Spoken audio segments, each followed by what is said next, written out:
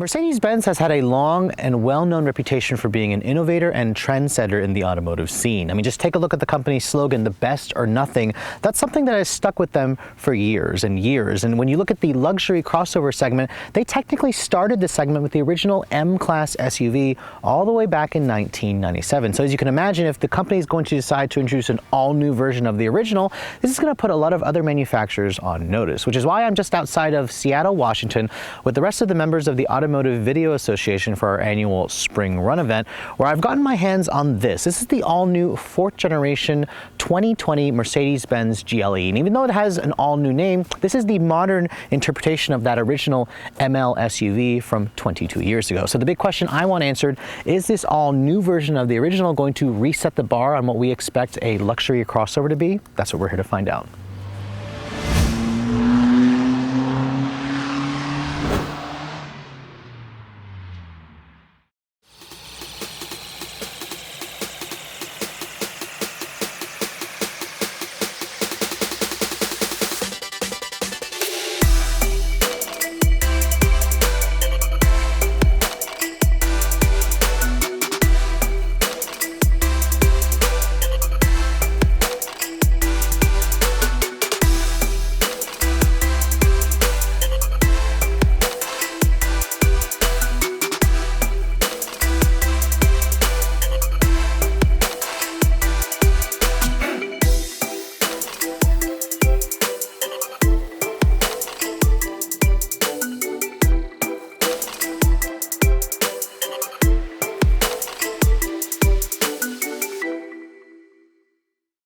So if you're a little bit confused by the name of the new GLE, let me remind you really quickly that Mercedes-Benz changed the name of the ML class back in 2016 to reflect where this fits in the lineup, where all of their SUVs have a G, and then the L and the E part designates that this is kind of based off of the E class. So this is a mid-size crossover SUV. Now when you look at the actual design of this all-new 4th generation ML or GLE, this is technically the 2nd generation GLE, you can see it takes a lot of design cues from the current crop of Mercedes-Benz products. Specifically the new CLS swoopy coupe-like sedan. I really like the design of the headlights, where you'll have a full LED headlight standard. You can get like an upgraded LED where it'll have the swiveling function.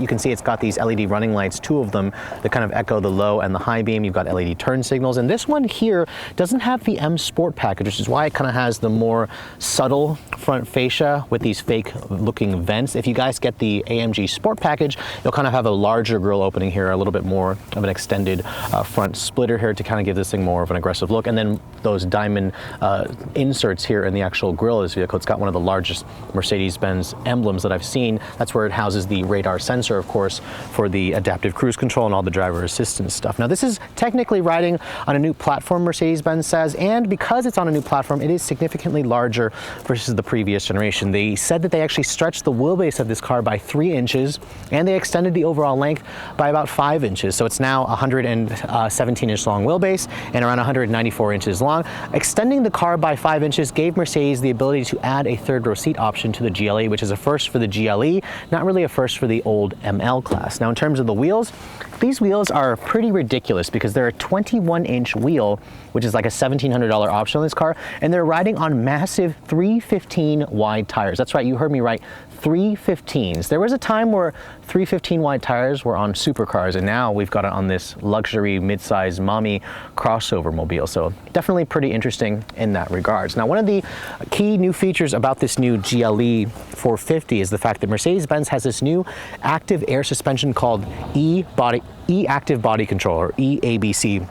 Basically what it does is it takes the 48-volt electric drive system that this car has, so it's a mild hybrid, and it allows Mercedes to independently control each wheel suspension on this car, so each coil spring. So each air bladder has a pneumatic system where you can individually adjust each side of the car by up to 5 inches in the front and 4 inches in the rear. So if you guys have seen those dancing commercials where the car's literally dancing to music, that's the car's free or active driving stuck assist system trying to get you out of sand, or you can have it just bounce the car around like an aftermarket lowrider, except it's from the factory. Oh.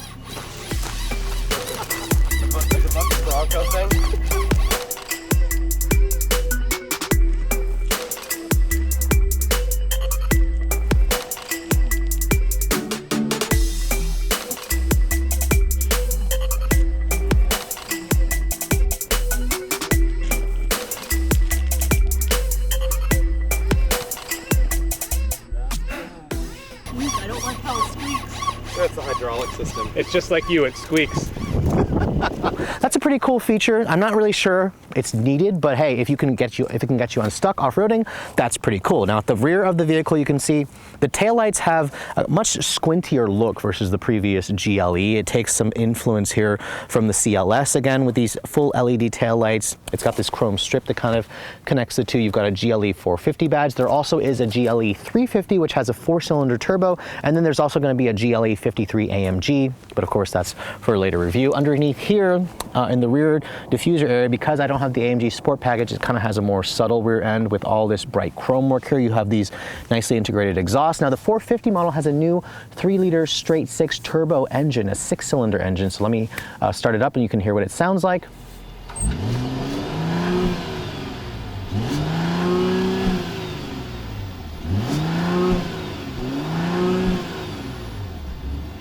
And the motor for this car marks the return of a 6-cylinder to the Mercedes-Benz family.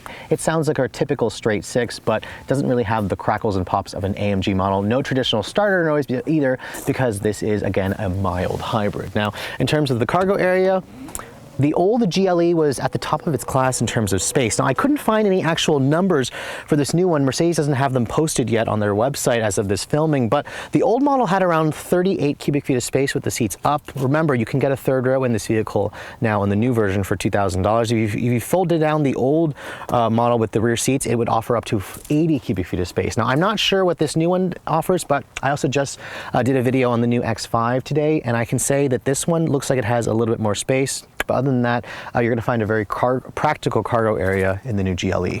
So when you're finally done checking out the outside of the GLE, let's move into the interior. And honestly, I've been kind of dreading this interior because there's so much to go over. So bear with me as I try to literally go over this interior for almost the first time. But first things first, here's the key fob for the vehicle. You can see this is the newer Mercedes-Benz key fob. It does have an intelligent access key with push button start. You can also open up the lift gate from over in the key. But when you keep the key fob in your pocket, as you approach the door handle, you can see there's a little rectangular portion here. Just touch that area over there. The vehicle will lock for you. The mirrors or power fold in, and then to unlock it, just touch the back of the handle and that will unlock the door for you. Now, looking at the inside for this all new GLE 450, you can really see that Mercedes-Benz has completely upped their game, especially when you compare it to the previous generation. It basically has the same dashboard that was taken off of the new CLS, the S-Class, which is going to have this newer system. This is the second Mercedes-Benz model to get their new MBUX infotainment system, which I haven't really had a chance to show you guys yet.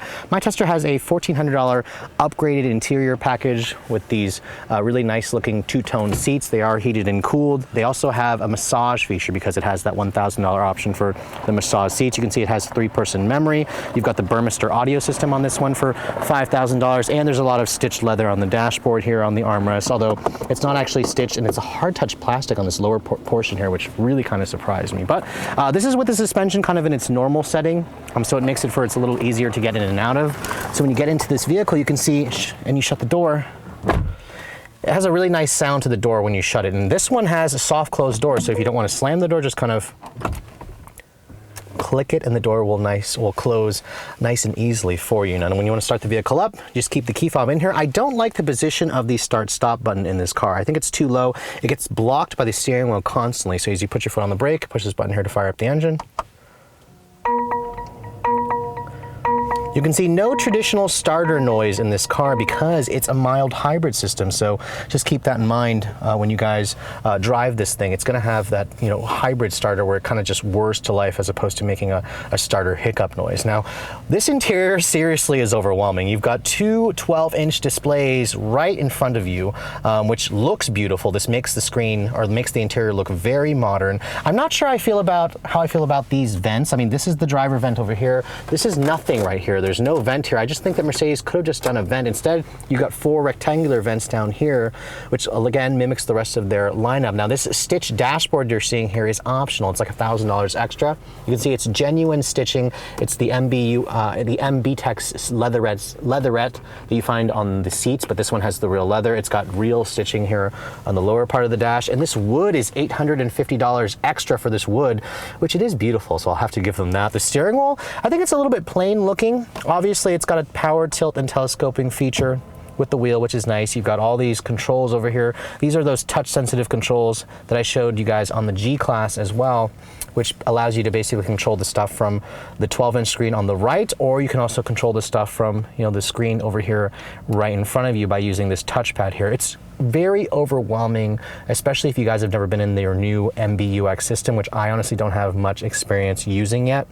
So bear with me as I show you guys this interior. Now, the door panel you can see here, it's got the same MB Tex stitching over here. That's genuine. More of that beautiful wood grain. The Burmester sound system here with the seats look with the metal speakers look good. You can see 3-person memory seats on the driver and on the passenger side, which is definitely important. You've got like 16-way adjustability for both of the front seats. The window switches here, you can see they're actual metal switches and they just feel really nice. You can see the windows themselves have a double paned glass, so it adds to the impression of quality and the quietness in this car, which we'll talk about in the actual test drive. Over here, it's nice and padded, which is good. You've got your headlight controls over there, your electronic parking brake, your rear fog light controls, and then you can open the power liftgate from down there. I'm just surprised it's a hard touch plastic down here. I wasn't really expecting that. I imagine the AMG model will have a little bit of a nicer steering wheel. I'm surprised this isn't stitched with the MB Tex leatherette that you get on the dashboard for this vehicle. Now over here, the center stack, this is very traditional Mercedes. You've got, you know, quad zone climate control, automatic climate control, your,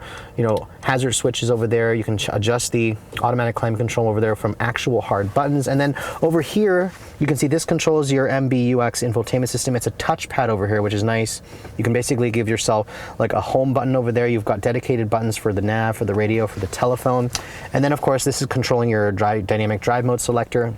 Toggling it up will go to a Sport, Sport Plus. There's a comfort setting, an eco setting, and then curve we'll talk about in the driving portion. This is where the car's e-active body suspension will basically push the car in the opposite direction of the corner individually per axle of the wheel to kind of counteract body roll. It feels incredible when you're out on the road, which I'll talk about. And then there's the off-road setting, which will raise the suspension up by up to 3 inches, and this car will eventually have almost 11 inches of ground clearance. It looks a little bit silly when it's all the way in its top off-road mode. Now, going over here to the nav display, you can see this is the newer navigation head unit that Mercedes did. The old one honestly still looked fantastic. This is now introducing their augmented reality system for the navigation function, which means if I input a destination here, it'll basically project what the cameras see in front of the car and put all of the GPS, you know, directions into the actual picture. So kind of think of it as a computer where it's showing the actual direction where you're going in real life. So that's very cool. I've never seen anything like that, and it's really, you know, showing that Mercedes-Benz really likes to innovate in that regard.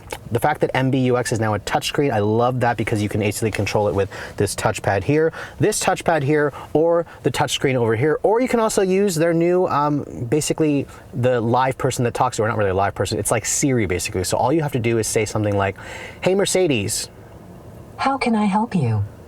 Change the temperature in here to 75 degrees. I'm setting the temperature to 75 degrees. Honestly, the voice commands is probably the best in the industry that I've seen, and you can even ask it silly or questions like this. "Hey Mercedes, how can I help you? Find me a gluten-free restaurant."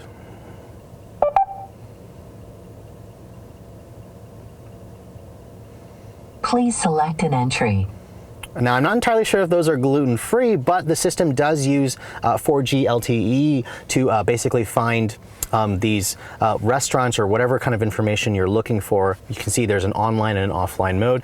This is pretty cool, but I did find that every time I said Mercedes on accident, it would start asking me, "How may I help you?" Now, you can go into the settings and turn off that feature if it gets annoying, so just keep that in mind whenever you guys are actually driving this thing. Now, when you put the vehicle into reverse, you can see it does have a 360 camera system, which is pretty cool. It has one of the best resolutions in the industry. Mercedes-Benz does a very good job with doing their backup camera system. It also has an automatic parallel parking function. You can change the view around the car where it shows you like a curb view and whatnot, so you can see if you're going to scratch your wheels up when you're parallel parking this thing. It's very cool, and you have to give Mercedes-Benz credit for, you know, having this beautiful screen here. Nothing else really looks quite as impressive, not even Audi, not even BMW, their newest products. Now, a couple things I want to talk about here. You can see there's good storage over here. There's 2 couplers over here. The couplers themselves, they are heated and ventilated or cooled, which is really nice, kind of a expectation when you have a luxury vehicle. And then there's also a wireless phone charging pad. Now, the one thing that Mercedes-Benz did when they released this vehicle, every USB in this car is actually a USB-C. Now the USB-C connections could be a problem for those of you, but at least they include this nice little adapter here, which will help with people who still use this. Apparently the iPhone is not going to a USB-C until next year, so it is eventually going to happen, but it's nice to see that Mercedes-Benz is thinking about the future when they introduce something like this. There's a lot of USB ports in here. I'm just so shocked that they're all USB-C connectors. Now over here there's a wheel here for toggling the volume. You have dedicated shortcut buttons. It's a nice area to rest your elbow when you're using this screen. And then of course you can adjust the air suspension from this little toggle over here, which basically allows you to switch it into 5 different levels of adjustability with the air suspension, but the vehicle has to be in drive to do so. There's also an actual toggle here which will take you to the certain shortcuts within the system. You can go to your off-road assistance. The free driving assist in this car is what basically allows you to do that little bounce thing where the suspension will kind of be a low rider from the factory. Even just the graphic representation here whenever you're changing stuff, it just looks impressive. I found myself using the touchscreen most of the time with this interior because I think that it's just easy to use. It's very close. It's within reach for me. But again, you can also use this little area over here on the wheel if you want to adjust certain functions. There's actually a dedicated home button. You can see you can scroll through all your different settings and whatnot. Now the comfort setting here is where you access the massaging seats, and I have to say Mercedes-Benz does a really good massaging seat. This is pretty much at the top of the class. I used to think Volvo was the best, but Mercedes does a really nice job with their massaging seats. It's worth every penny for $1,100. Going over here you can see you can change the interior lighting of this car, you can change the brightness, you can change the color. You can basically do almost anything that you want with this interior. It's just fantastic. There's too much adjustability. I find myself overwhelmed with trying to show you guys everything. Now you can see there's some nice stitching over here, these really great grab handles. You can see there's also a nice padded armrest right here. When you open this up, you have another USB-C. There's a pretty good deep amount of storage. And then over here, the glove compartment is massive. Actually, it's damped, it's lined with felt. It even comes with a little Mercedes-Benz pen from the factory. How nice of them to do that. Now the seats, I think they're very comfortable. Lateral support's also pretty good. The leather itself could be softer in my opinion, but you gotta love the massaging seat function, the fact that they're heated and cooled. Above me, this panoramic sunroof is $1,000 extra. Some competitors give that to you as standard, so it's a little bit lacking in terms of the value department here for this vehicle. But overall, this interior is gonna take you some time. You're gonna have to spend time learning everything, but once you do figure out everything, it really is a beautiful interior that will continue to impress you every day, and it's going to really spoil you when you get used to this particular environment. Now getting into the back seat of the GLE, now my tester does not have that optional third row seat for $2,000, so I'll have to test it at a later date. Now the one thing, just like the front seats, this car also has the soft close function, so you don't even have to slam the back seats. And I have to say, the second row here is very spacious. It has more legroom than a lot of the competition. I just drove the new X5 earlier today, and this has more legroom. Mercedes-Benz says you're looking at around 40 inches of legroom in the rear seat. So this is a very, very good amount of space. The seats themselves also have very good thigh support. You have a nice nearly flat floor here. Actually, it has a small hump, but I expect it to be higher considering this is a four-wheel drive vehicle. Down here you can see it's got 2 USB charging ports. It's got an actual regular power outlet over there, and then you have your own set of climate control. So it has a 4-zone climate control system in this particular one, which is nice. You also have 3-level heated rear seats. You can also, looks like you can get the option of ventilated rear seats back here as well, which is nice. I like the dashboard or the door material here with the leather, with that really beautiful wood with the accent lighting, because you can change the interior lighting in here. And you even have this cool little power retractable sunshade, which really helps to block out a lot of the light. You have some vents over here, some vents over there, and then above me, the panoramic sunroof offers another good amount of light, which really helps brighten up this cabin. Now, over here you can see, you fold down this armrest, you have a little bit of storage. You've got 2 cup holders, and then my tester looks like it has a little place here where you could put like a tablet where it would mount to the actual seat back. It's like a rear seat entertainment prep package, but overall, the rear seat of this vehicle is huge. It's definitely one of the best aspects if you're planning to use this as a family car. So under the hood of the latest GLE, most models will have a 2-liter turbocharged 4-cylinder in the form of the GLE 350. That's actually going to be released later this year in the summer of 2019, Mercedes-Benz says. This one here is the GLE 450. It's arguably the more interesting motor. It's a 3-liter turbocharged straight 6, an inline 6-cylinder engine. So it's finally the return of an inline 6 to Mercedes-Benz's lineup. And on its own, it makes 362 horsepower and 369 pound-feet of torque. That's a little bit less than what you got in the old GLE 43 AMG that they offered for 2019, which had a 3-liter V6 bi-turbo engine. Again, this is a straight 6. Now, what's special about this engine, it has a new EQ boost, a 48-volt mild hybrid system. That's kind of similar to what FCA has been putting in the new Ram with its 5.7-liter Hemi or the 3.6. Basically, kind of think of it as it removes all the drive belts. It has the ability to do regenerative braking and store that energy into the battery and then give it back to you in the form of like 21 extra horsepower or 184 pound-feet of torque on top of what the 6-cylinder gives you. So it's a very interesting motor. Now, it all goes out through a 9-speed automatic transmission. That's a Mercedes design transmission. And of course, 4MATIC all-wheel drive is going to be standard on this motor. The 350, the 2-liter turbo, is going to offer rear-wheel drive, which will be offered at a later date. Now, this new model is definitely heavier than the old GLE because it's bigger. It weighs around 4,700 pounds as this one sits.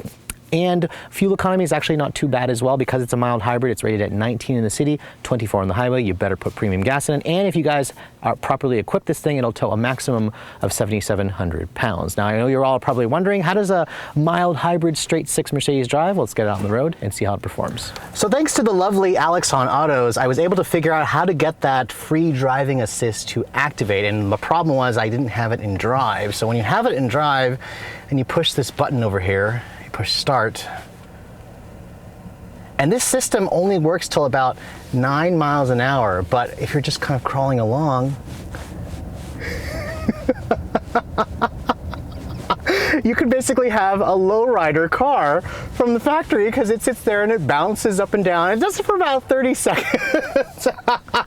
It's absolutely ridiculous, but the first time you try this, you're going to say to yourself, oh, that $8,000 I spent on this e-active body control suspension, it was worth every penny. So as you can see, it stops there. So let me go over back to its sport setting, and let's actually take this thing out for a drive. And when I do it into sport setting, it'll automatically lower the suspension into its lowest setting. You can see there the off-road assistance, max speed 9 miles an hour. Now, first setting off in the all-new GLE, I have to say, Mercedes-Benz, their tagline, the best or nothing, I always kind of thought it was a lie for certain products. The S-Class always fell into that, that tagline, but they've effectively expanded it to the GLE. You can see that stupid "Hey Mercedes" thing is popping up all the time, but they've really expanded it to the new GLE because this car drives very, very nicely. I mean, everything in this segment drives well, but they really outdid themselves with this new GLE, and it just takes just a few feet before you really notice it. The entire structure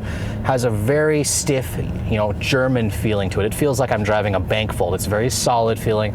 The steering also is quick enough for an SUV. The body, though, just doesn't have any lean. It's very strange to be driving an SUV that has very little lean to it because of this e-active body control suspension. What it does is anytime there is a lean, it'll push the suspension in the other direction to counteract it. It frees up the need for an anti-roll bar. It doesn't need an anti-roll bar or anti-roll bars in this car whatsoever because of that e-active body suspension. Now I've got it into its Sport Plus setting. This is their new 3-liter straight 6 engine, which is my first time driving it. Let's turn off the stability control really quick and let's try to see how this thing launches. Now, just put your foot brake hard on the brake and then floor the accelerator.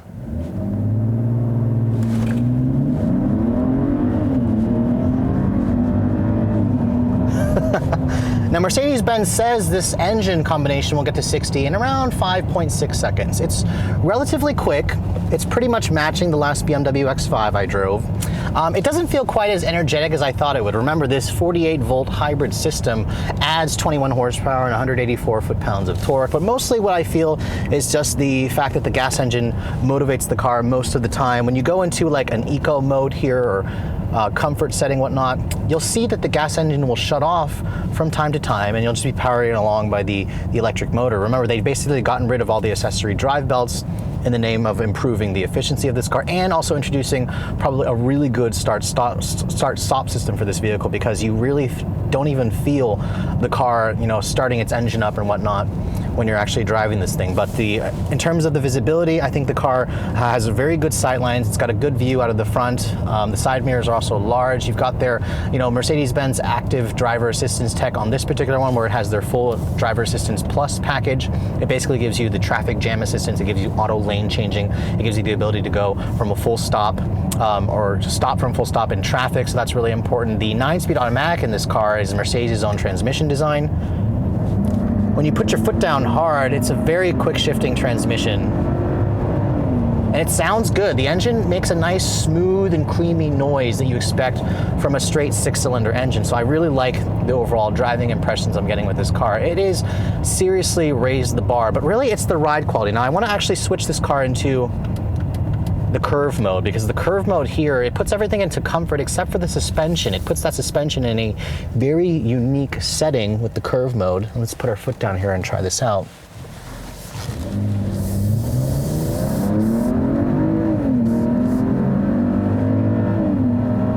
Very nice, just a lot of smooth, creamy, torque-rich power, and that's really what you want in an SUV like this. But taking a few of these corners here, the steering, while it is electric, it's quick enough. It has relatively good feedback and good feel, even though this is in the comfort setting. But as I go around this corner here, I don't feel any body lean with this SUV. It's so strange. I mean, granted, I've got these freaking fat tires. 315 wide tires are like tires that, the tires on this vehicle are wider than the last NSX that I drove, the new NSX, which had 305 tires in the back. But just check out the way this thing handles and whatnot. When I start turning the wheel back and forth, there's no body lean. It's so strange feeling to me. And it really will change your perception on how an SUV should drive.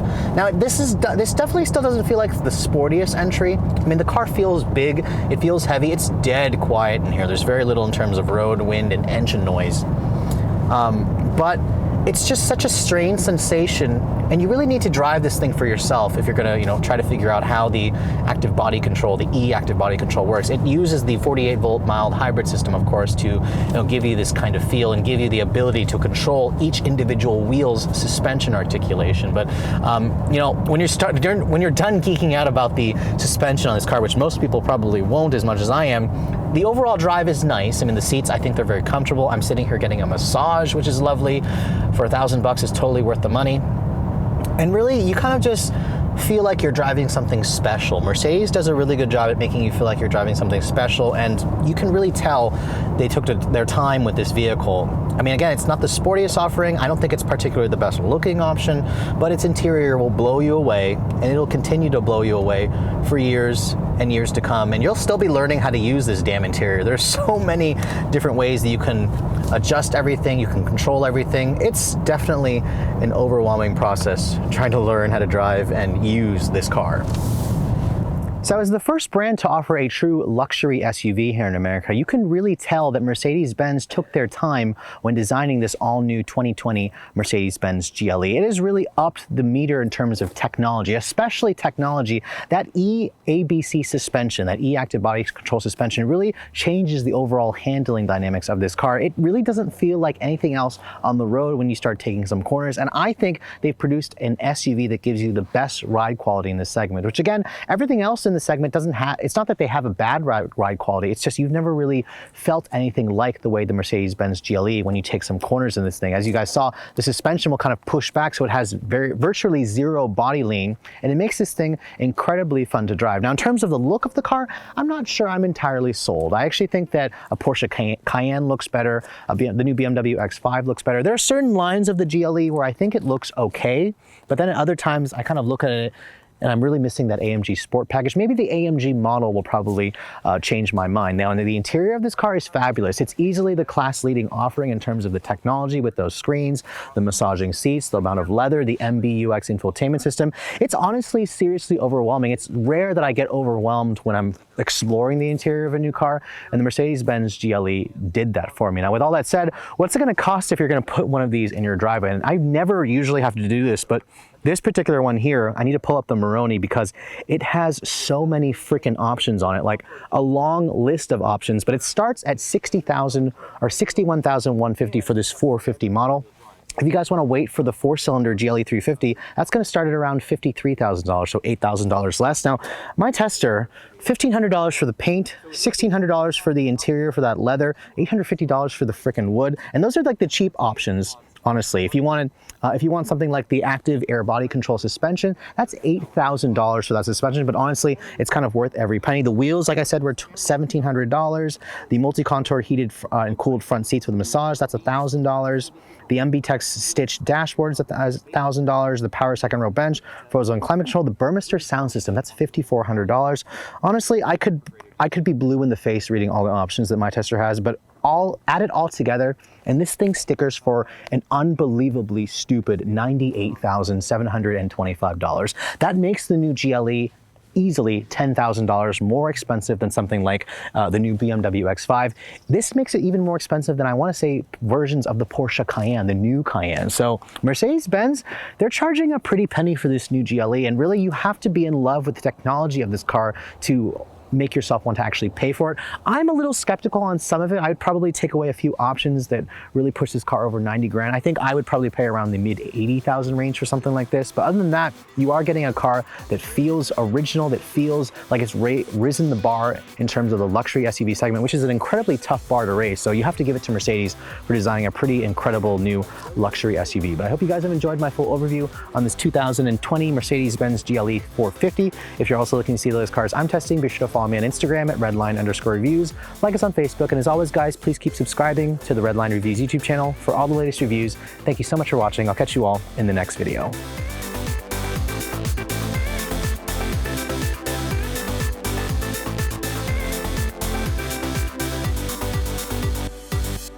Very practical cargo area in the new GLE. You want to do it out of the thingy? It's okay. There's a fucking bumblebee in the car. It's huge. I guess you're not going to be driving this anytime soon. No, it flew out of the... No, get out of... Oh my God, there's a fucking huge bumblebee in there. Where is it? Where is it? Where is it? Where is it? Okay, whatever. It's on your shoulder. Don't move. Don't lie. Don't lie.